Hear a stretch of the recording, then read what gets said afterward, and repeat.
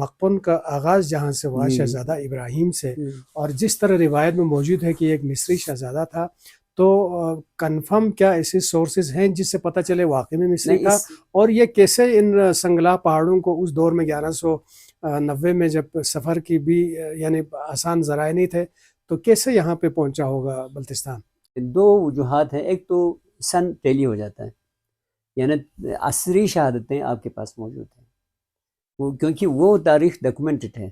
یہ جو مصر کی تاریخ نا ڈاکومنٹڈ ہے، اس میں آپ کو شک شبے کی کوئی گنجائش نہیں ہے. جس کے صداقت پر کچھ شواہد موجود ہیں، ایک تو عصری ہے، شہادتیں ہیں. دوسرا یہ ہے کہ جی یہاں اس زمانے میں اسلام تو پہنچا نہیں تھا، اور یہ ابراہیم کا لفظ جو ہے وہ یہاں پہ اس علاقے میں ہی بالکل جی ایک نامعروف سا ایک وہ تھا. مقپن مقرر کیا تھا. مقپن تو ہوتا ہے نا سردار لشکر، سالار صحیح. جی وہ بعد میں جو ہے یہ مقپن بن گیا کثرت استعمال سے. اور وہ دوسرا والا یہ ہے کہ جی مقپا اور مقپن، ہم تو اب بھی کہتے ہیں نا مقپن آئے ہیں، تو کہتے ہیں نا یا برائے آداب جو ہے وہ ہم اس کو جمع میں پلورل میں لے جاتے ہیں. تو اس طرح سے یہ دو روایتیں آپ کے پاس موجود ہیں. السلام علیکم. سیاچن ٹائمز کے پروگرام تاریخ بلتستان کے ساتھ پروگرام کا میزبان حاضر ہے. ناظرین، جیسے کہ آپ کے علم میں ہے کہ اس پروگرام میں ہم محترم یوسف حسین آبادی صاحب کے ساتھ نشست کرتے ہیں، اور اس نشست میں جو ہمارے تاریخ کے گمگشتہ جو اوراق ہیں ان سے جو گرد ہے اس کو ہٹا کے اس کو نمایاں کر کے آپ کے سامنے لانے کی ہم کوشش کرتے ہیں. تاریخ کے ایسے چند پہلو جس کے اوپر بہت زیادہ وضاحت کے ساتھ کتابوں میں مواد موجود نہیں ہے، اور جو لکھنے پڑھنے سے شغف رکھنے والے لوگ ہیں ان کی بھی بہت زیادہ رسائی یا معلومات میں نہیں ہے، تو ہم اس نشست کے ذریعے ایسے سوالات کوشش کرتے ہیں کہ ہم نکالیں، اور ایسے سوالات کو ہم یوسف صاحب کے سامنے رکھ کر ان کے متعلق ہمارے ناظرین کے معلومات میں اضافہ کریں. تو میں یوسف صاحب آپ کو اس پروگرام میں خوش آمدید کہتا ہوں. اور آج ہم گفتگو کا آغاز اس طرح کریں گے کہ جس طرح ہماری روایات میں موجود ہیں، ہماری تاریخ میں موجود ہے، جو مقپن دور کا آغاز 1190 کے لگ بھگ میں ہوا، وہ جو ہے ایک ابراہیم سے ہوا. اس کے حوالے سے ہماری روایت میں اور ہماری تاریخ کی کتابوں میں جو درج ہے وہ یہ ہے کہ ایک مصری شہزادہ یہاں پہنچا تھا، اور اس کی شجاعت، حسن و جمال اور اس کی شخصیت کی جو مختلف اوصاف تھے اس سے متاثر ہو کر اس کو حکمران خاندان نے اپنا گھر داماد بنایا. وہیں سے مقپن دور کا آغاز ہوا. تو اب تک جو دستیاب تاریخی حوالے ہیں ان سے کیا اس شہزادے کا مصری ہونا ثابت ہے، اور کس طرح وہ بلتستان ان حالات میں اتنے سنگلاخ چٹانوں کو عبور کر کے وہ پہنچا ہوگا؟ جی یوسف صاحب. جی شکریہ قاسم نسیم صاحب. بسم اللہ الرحمن الرحیم. یہ بالکل آپ نے صحیح فرمایا جی. جو یعنی اس وقت تو یعنی اسکردو کا آپ سمجھ لیجیے مختلف راجواڑوں میں علاقہ تقسیم ہوں گے. صحیح. تو ایک راجواڑہ جو ہے وہ یہ تھا کہ جی یہیں پہ شگری میں ایک چھوٹا سا جو ہے وہ محل تھا، اور وہاں ایک حکمران خاندان حکومت کر رہا تھا، اس کا نام شکر ہی تھا جی. صحیح. اور شکر گیلفو کے بارے میں جو میں نے آج سے 40-45 سال پہلے ہمارے بزرگوں سے جو سنا ہے وہ یہ ہے کہ جی وہ ایک کوئی سفید فام کوئی آدمی اس زمانے میں آیا، تو ہمارے پاس سے تو گزرا ہے، سکندر اعظم بھی تو گزرا ہے. جی بالکل. ہمارے پاس سے ہی یہیں سے گزرا ہے.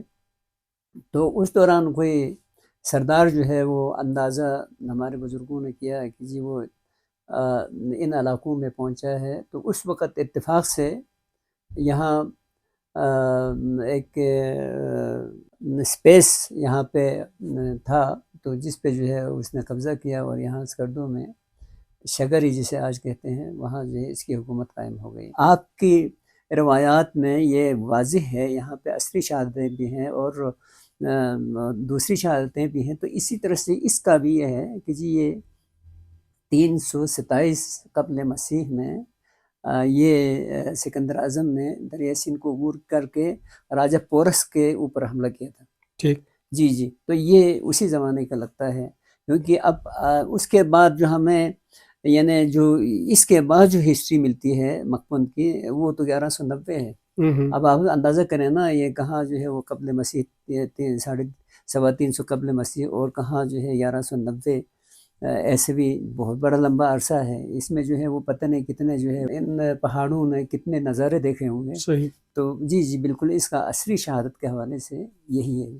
تو لگ بھگ کیا ہم یہ ایزیوم کر سکتے ہیں کہ 327 قبل مسیح سے لے کر 1190 تک جہاں سے مغبن شروع ہوتا ہے، اس عرصے میں یہی حکومت رہی ہوگی یا وقتاً فوقتاً اس کی سرحدیں پھیلتی سکڑتی رہی ہوں گی؟ بہت کچھ جو ہے وہ پل کے نیچے سے جو ہے پانی بہہ چکا ہے۔ اب ہم مختلف یعنی وہ سورسز پہ جائیں گے تو آپ کے اوپر جو ہے وہ ہماری جو نون ہسٹری ہے نا 403 عیسوی تک ٹریس ہو گئی ہے ابھی تک، جو ڈاکیومنٹڈ ہسٹری ہے۔ اور جب 403 عیسوی میں ان علاقوں کا ذکر ملتا ہے، اتفاق سے اس وقت گلگت اور بلتستان ایک ہی سلطنت کا حصہ تھا۔ پلولا شاہی کی آپ بات کر رہے ہیں؟ جی پلولا شاہی، اس وقت پلولا شاہی تھی، اور بلتستان کو جو ہے وہ ہاں اس وقت نشاندہی تو ہوتی ہے اس کے فاہیان کی تحریر سے، پہلی بار وہاں پہ ہمیں ڈاکومنٹڈ ملتا ہے نا۔ پھر اس کے بعد آپ کو کلو ملتا ہے، تو آپ تاریخ چائنا کے اندر جو ہے وہ آپ جائیں گے تو ہمارے دوست نے جو ہے اس پہ اچھا خاصی جو ہے لکھا ہے، مقالہ لکھا ہے، تو وہاں پہ جو ہے وہ ان کی ہسٹری میں یہ ہے بڑا پلولو اور چھوٹا پلولو، 2 پلولو تھے، اور دونوں جو ہے وہ چائنا کے ماتحت تھے۔ اور بڑے پلولو کا جو ہے ہیڈ کوارٹر بلتستان تھا، اور چھوٹے پلولو کا یہ حرم اس سے جو ہے آگے کا علاقہ جو ہے وہ چھوٹا پلولو تھا، جس میں چترال جو ہے وہ بعد میں شامل کیا تھا تبتی دور میں۔ باقی جو ہے چترال تک کا ایریا جو ہے وہ چھوٹے پلولو میں شامل تھا۔ جی اب وہاں سے ہمیں پتہ چلتا ہے یہ چائنا کے ماتحت تھا۔ پھر ہسٹری آگے بتاتی ہے کہ جی 721 میں تبت نے جو ہے وہ فتح کیا بلتستان کو۔ اور مزے کی بات یہ ہے تبتی ریکارڈ میں یہ پلولو کا لفظ نہیں ملتا ہے۔ جی وہاں جو بلتستان کے لیے یہ جی بلتی جی اس کو جو ہے بلتی یہ کافی کچھ یہ سارے ہیں۔ اور وہ جو آگے گلگت کا ایریا ہے اس کو بروشال کے نام سے، آپ کو وہاں پلولو نامی جو ہے وہ کوئی چیز آپ کو لفظ ملے گا ہی نہیں۔ لیکن اب کیا ہوا 721 میں بلتستان کو فتح کیا تبت نے، اور پھر 737 میں گلگت ایریا چھوٹے پلولو کو فتح کیا، اور آگے جا کے اس نے اس کو جی چترال کو بھی فتح کر کے چھوٹے پلولو میں شامل کیا۔ تو اس لیے بعد میں اب یہ ہیں 842 تک یہ تبتی حکومت قائم رہی ہے ان علاقوں میں۔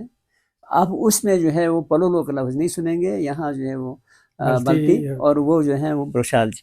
صحیح۔ اب چونکہ اس کو فتح کیا، اس کو چترال کو جو ہے فتح کر کے اسے پلولو میں شامل کیا، اسی لیے بعد میں 858 میں آپ کو جو ہے وہ ایک تاریخ کی کتاب ملتی ہے اخبار مکہ۔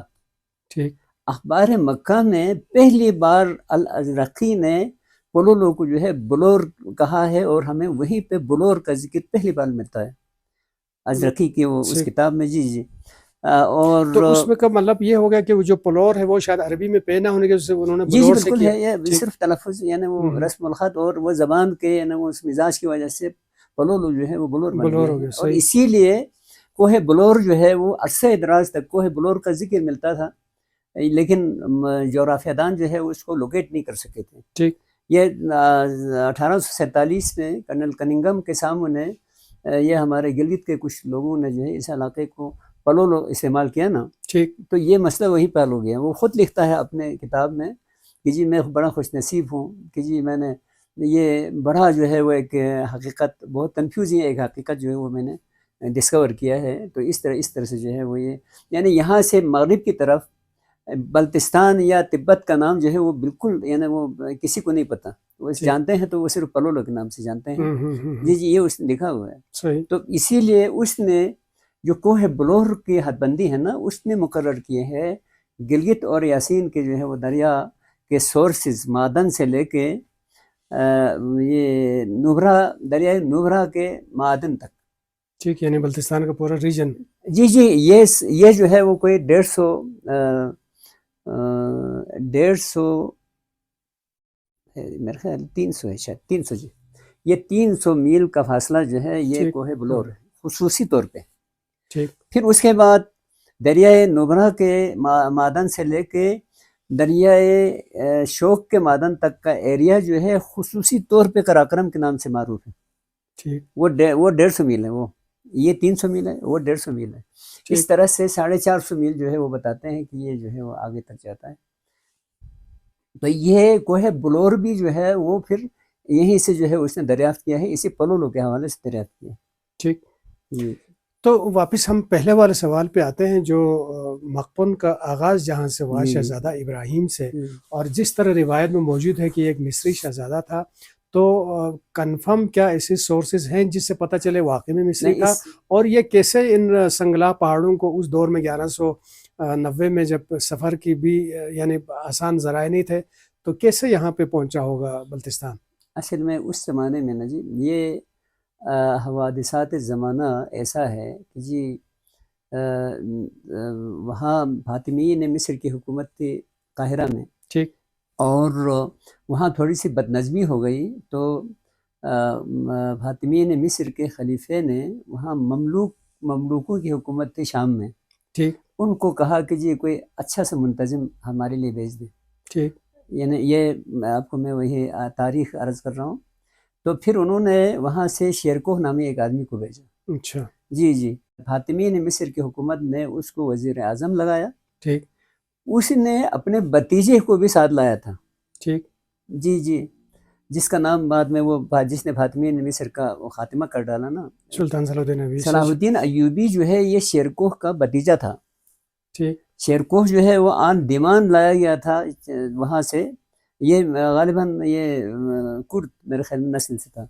تو یہ پھر اس کے بارے میں بہت تعریف کرتے ہیں، بڑا اچھا منتظم تھا، بہت لائق انسان تھا، لیکن زندگی نے اسے وفا نہیں کی۔ ٹھیک سال کے اندر وہ بیمار ہو کے جو ہے وہ مر گیا۔ ٹھیک تو وہ مر گیا تو لازم بات ہے اس کا بھتیجا جو ہے وہ اس کی جگہ پر جو ہے وزیر اعظم بن گیا، اور پھر اس نے وہ ریشہ دوانیاں شروع کی، اور اس کے بعد فاطمیین مصر کی یعنی حکومت کا خاتمہ کر ڈالا، ایسا خاتمہ کر ڈالا کہ جی وہاں قتل خون بہت ہو گئی۔ ایک روایت یہ بھی ہے جی کہ وہاں سے ایک شہزادہ بھاگا، اور جس طرح سے آپ نے بنی امیہ کا جو ہے ایک شہزادہ عبد الرحمن کے بارے میں آپ نے پڑھا ہوگا، وہ بھاگا اور وہاں پاک کے جو ہے وہ اندلس پہنچا، پھر وہاں پہ اس کی حکومت لوگوں نے اس کو خلیفہ تسلیم کر لیا، اور بنی عباس کے بغداد کی حکومت کے بالکل متوازی طور پہ جو ہے وہاں ایک خلافت قائم ہو گئی۔ تو بالکل اسی طرح سے لوگ سمجھتے ہیں کہ جی دو وجوہات ہیں، ایک تو سن ٹیلی ہو جاتا ہے، یعنی عصری شہادتیں آپ کے پاس موجود ہیں، وہ کیونکہ وہ تاریخ ڈاکومنٹڈ ہے، یہ جو مصر کی تاریخ نا ڈاکومنٹڈ ہے، اس میں آپ کو شک شبے کی کوئی گنجائش نہیں ہے۔ اور دوسرا جو ہے حشمت اللہ صاحب نے وہ بھی ان کا شجر نسب ملا ہے نا اوریجنل۔ اس کے علاوہ بھی شہادت یہ ہے کہ جی اس زمانے میں یہاں تو اسلام تو نہیں آیا تھا، بدھزم کا دورہ تھا، اور وہ فقیر کی شکل میں تھا، اور اس کے ہاتھ میں ایک عصا تھا، گلے میں ایک جولی تھی، ٹھیک ہے نا جی۔ بعد میں پتہ چلا یہ دونوں جو ہے عصا کے اندر بھی جو سونا بھرا ہوا تھا، جولی میں بھی کافی سونا جی سونا بھرا ہوا تھا اس کا۔ تو اور پھر یہاں حکمران ایک خاتون کے لیے اس کے جوری کے طور پر جو ہے اس کو ایکسیپٹ کرنا، اور وہ بھی جب کہ 12 وزیر لڑ رہے تھے اپنے اپنے خاندان میں جو ہے وہ اس خاتون کی شادی کرانے کے لیے، وہ شکر خاتون کی جو شادی کرنے کے لیے، تو وہ ان سب نے اتفاق کر ڈالا کہ یہی ٹھیک ہے رشتہ۔ تو یعنی ہمارے پاس اس طرح کی کافی شہادتیں ہیں اس روایت کو تقویت دینے کے لیے، لیکن حتمی طور پہ ہم نہیں کہہ سکتے کہ جی یہ وہ وہی جو ہے وہ فاطمیین مصر کا شہزادہ ہے، حتمی طور پہ نہیں کہہ سکتے ہیں۔ یہ یعنی روایات میں سے ایک روایت ہے جس کے یعنی جس کے صداقت پر کچھ شواہد موجود ہیں۔ ایک تو عصری ہے، شہادتیں ہیں، دوسرا یہ ہے کہ جی یہاں اس زمانے میں اسلام تو پہنچا نہیں تھا، اور یہ ابراہیم کا لفظ جو ہے وہ یہاں پہ اس علاقے میں ہی بالکل جی ایک نامعروف سا ایک وہ تھا، جس سے ظاہر ہوتا ہے کہ یہ باہر سے ہی کوئی آیا ہے۔ جی باہر سے آیا ہے، یعنی آپ کے آس پاس میں بھی کوئی ایسا نہیں تھا۔ یعنی کشمیر میں اسلام آیا ہے تو صرف آپ سے جو ہے وہ 40 اور 50 سال پہلے آیا ہے، یعنی بہت پہلے نہیں آیا ہے اسلام. یہ نام کشمیر میں آیا تھا یعنی ابراہیم کا، لیکن صرف 40-50 سال ہوئے تھے کشمیر میں اسلام کو آئے ہوئے. بلبل شاہ نے پھیلایا تھا وہاں پہ. اور تو یہ روایات میں سے ایک روایت ہے. اور اس طرح کی بھی ایک روایت ہے کہ جی کشمیر کی طرف سے جو ہے یہاں اس علاقے کو فتح کرنے کے بعد ایک مقپون مقرر کیا تھا. یہ بھی ہے، مقپون مقرر کیا تھا. مقپون تو ہوتا ہے نا سردار لشکر، سالار صحیح. جی وہ بعد میں جو ہے یہ مقپون بن گیا کثرت استعمال سے. اور وہ دوسرا والا یہ ہے کہ جی مقپا اور مقپون، ہم تو اب بھی کہتے ہیں نا مقپون آئے ہیں تو کہتے ہیں نا یا برائے آداب جو ہے وہ ہم اس کو جمع میں پلورل لے جاتے ہیں. تو اس طرح سے یہ دو روایتیں آپ کے پاس موجود ہیں جس کے تحت یعنی ہمارے بزرگ کچھ بزرگ سمجھتے ہیں کہ جی یہ فاطمی نے مصر کا کوئی شہزادہ تھا، وہ یہاں پہ آیا، اس کی شادی ہو گئی. پھر یہ ٹوٹل میرے خیال میں 1190 سے 1840 تک. جی وہ اور حل اگر دیکھیں تو 600 سال مطلب جی ہاں جی جی. اس میں نے ورک آؤٹ کیا تھا کبھی کہ جی یہ 400 سال ان کا صرف رہی ہے حکومت اسکردوں کی وادی پر. 400 سال، کوئی 150 سے 200 سال کے تک جو ہے وہ اسکردوں سے باہر بھی ان کی حکومت رہی ہے. پورے بلتستان پر بھی ان کی حکومت رہی ہے، اور پورے جو ہے لداخ اور گلگت تک چترال تک جو ہے سارے علاقے پر بھی رہا ہے. تو سارے علاقے پر جو ہے علی شیر خان کا دور پورے سارے علاقے پر رہا ہے، لداخ سے لے کے چترال تک. لیکن اس کے بعد پورے بلتستان پر میرے خیال میں احمد شاہ کے دور میں غالباً احمد شاہ کے دور تک بالکل جی وہ پورے بلتستان پر جو ہے وہ ان کی حکومت رہی. علی شیر خان کے یعنی دور سے لے کے احمد شاہ کے دور تک. لیکن جو پورے گلگت بلتستان پر یہ میرے خیال ہے کوئی 125 سال تک رہا ہے جی. 125 سال سے زیادہ نہیں رہا. یہ ہمیں پتہ چلتا ہے ایک 5 سال جو ہے وہ شکر کے اعظم خان نے حکومت کی نا، جی اس وقت تک گلگت پر آپ کی حکومت تھی. یہ ہمارے پاس عصری شہادتیں جو ہیں وہ بالکل کافی موجود ہیں ہمارے. تو اس وقت تک گلگت پر جو ہے وہ آپ کے یہاں بلتستان کی حکومت تھی. تو اس کے بعد لگتا ہے ہمیں مثلا ظفر خان کے آخری دور میں ہمیں بالکل ایسا نہیں پتہ چلتا ہے کہ جی وہ گلگت آپ کے پاس نہیں تھا. ٹھیک لگتا ہے جی. اچھا ایک سوال، جس طرح ابھی آپ نے بھی فرمایا اس وقت اسلام یہاں نہیں تھا اور یہ نام ابراہیم، اس سے بھی ظاہر ہوتا ہے یہ آؤٹ سائڈر تھا، باہر سے آیا تھا. تو ایک سوال یہ بھی پیدا ہوتا ہے کہ یہ ایک یہاں پہ بدھزم اور باہر سے ایک مسلمان آیا تو اس کو یہاں کے لوگوں نے کس طرح ایکسیپٹ کیا، اور پھر وہ بادشاہ بن گیا. حاکم بننے کے بعد اس نے اپنے مذہب کو یہاں رائج کرنے کے لیے بھی کوشش یقیناً نہیں کی ہوگی. نہیں تو اس کے بعد جتنے نام ملتے ہیں زک سنگھ ہے، استاق سنگھ ہے، برک سنگھ ہے، تو یہ سارے جو ہے وہ غیر مسلم نام ملتے ہیں. تو اس حوالے سے بھی تھوڑا بتا دیجیے گا کہ اس میں بالکل آپ صحیح فرماتے ہیں. اس میں یعنی وہ اس بات کے یہ بھی ایک شواہد میں سے ایک ہے کہ جی وہ مصر سے آیا ہوگا اور بڑی مشکلوں سے جو ہے وہ 1171 میں ان کی حکومت کا خاتمہ ہو گیا ہے. یہ یہاں پہنچا ہے 1190 کے لگ بھگ. کتنے سال ہوئے؟ 20 کے لگ بھگ ہو گیا نا. تو ان 20 سالوں میں جو ہے وہ کتنی درد سری جو ہے درد بدری جو ہے اس نے دیکھی ہوگی. تو اس نے سوچا ہے چلو ایک بیٹھے بیٹھے جو ہے تخت ایک مل گیا ہے، اسی پہ بس کیا پھر مذہب کے پیچھے پڑنا ہے، اور ادھر ہاں جی کیا مذہب کے پیچھے پڑنا ہے، دعا کرو. لگتا یہ ہے کہ اس نے جو ہے اپنی عافیت اسی میں سمجھی ہے. اب آپ دیکھیں اس کا بیٹا استاق سنگھ ہے، ٹھیک ہے نا، اس کا بیٹا زک سنگھ ہے، اس کا بیٹا برک سنگھ ہے، اس کا بیٹا سکھ سنگھ ہے. ٹھیک ہے جی جی. اور اس کا بیٹا ہے جی نمگورتھم، اس کا بیٹا ہے جی سگورتھم. اچھا پھر اس کا بیٹا ہے جی کھوکھر سنگھ ہے. پھر اس کا بیٹا ہے وتاچو سنگھ ہے. وتاچو سنگھ تک کھوکھر جو ہے وہ شینو کا نام ہے. ٹھیک جی یہ بلتی نام نہیں ہے کھوکھر. یہ آج بھی جو ہے وہ کھوکھر پر جو ہے آپ کے ڈورو میں خاندان جو کھوکھر خاندان موجود ہے ابھی بھی. جی ابھی بھی ہے نا، یہ ان کا نام ہے. تو اب یعنی ہمیں یہ بھی ہوتا ہے کہ یہ درمیان میں جو ہے یہ کھکھر سنگے جو ہے یہ کیسے آ گیا. تو اس طرح کے جو ہیں وہ بہت سارے سوالات آتے ہیں. لیکن لگتا یہ ہے کہ جی اس نے یعنی اس کو پہلی بار 20 سالوں کے بعد جو ایک ٹھکانہ مل گیا نا تو اس نے سوچا اسی میں عافیت ہے چپکے سے بیٹھو بس. جی ناظرین، آپ نے ہمارا آج کا پروگرام دیکھا اور یقیناً ہمارے تاریخ کے کچھ اہم ابواب کے حوالے سے آپ کی معلومات میں بھی یقیناً اضافہ ہوگا. آئندہ ہفتے تاریخ کے کچھ نئے گوشوں کے ساتھ حاضر ہوں گے. تب تک کے لیے اجازت دیجیے گا. اللہ نگہبان.